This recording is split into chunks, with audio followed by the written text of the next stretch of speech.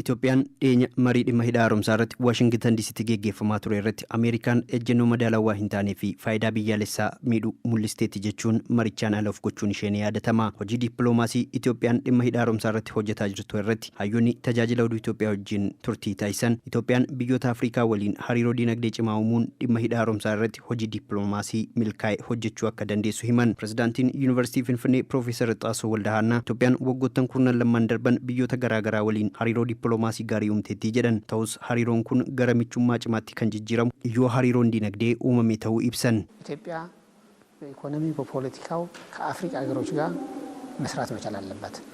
Itoophiyaan dhimma siyaasaaf dinagdee irratti biyyoota Afrikaa waliin hojjechuu danda'u qabdi. Hariiroon gama kanaan jiru cimaa taanaan dhiibbaa Ijipti hidha haaromsaa irratti gootu biyyoota kanneenis ni ilaallata waan ta'eef hojiin dippiloomaasii hidha haaromsaa irratti hojjetamu milkaa'aa ta'a. Finfinneen teessoo gamtaa Afrikaa ta'uu isheen wal qabatee carraa gaarii jiru hunda Itoophiyaan hojii dippiloomaasii hidha haaromsaaf itti fayyadamuu qabdi kan jedhan Piroofeesar Xaasoon haalamma jiruun ajandaan dippiloomaasii inni guddaan hidha haaromsaa ta'uu qabas jedhan. Lammiileen Ijipt hidha haaromsaa waan isaan miidhu fakkeessanii addunyaaf dhiyeessuun duula dippiloomaasii guddaa hojjechaa jiru kan jedhan hayyuun siyaasaa Piroofeesar Tasfaayee Taaffasa gama Itoophiyaan dhugaa jiru hawaasa addunyaa beeksisuu irratti hojiin hojjetamaa jiru sadarkaa barbaadamuun akka hin taane ibsan. እነሱ ውጭ ጉዳይ ሚኒስትሩ ብዙ ከሀገሮች እየሄዱ የግብጽን አቋም ግብጽ የተጎዳች መሆኗን የግብጽ የውሃ መብቷ የተገፈፈ እንደሆነ ኢትዮጵያ ልስማማለች እያሉ እየተናገሩ ነው። Ministeerri dhimma alaa Ijipti biyyoota hedduurra naanna'uun waan akka Ijipti miidhamteef mirgi itti fayyadama bishaan biyyattii sarbameetti Itoophiyaan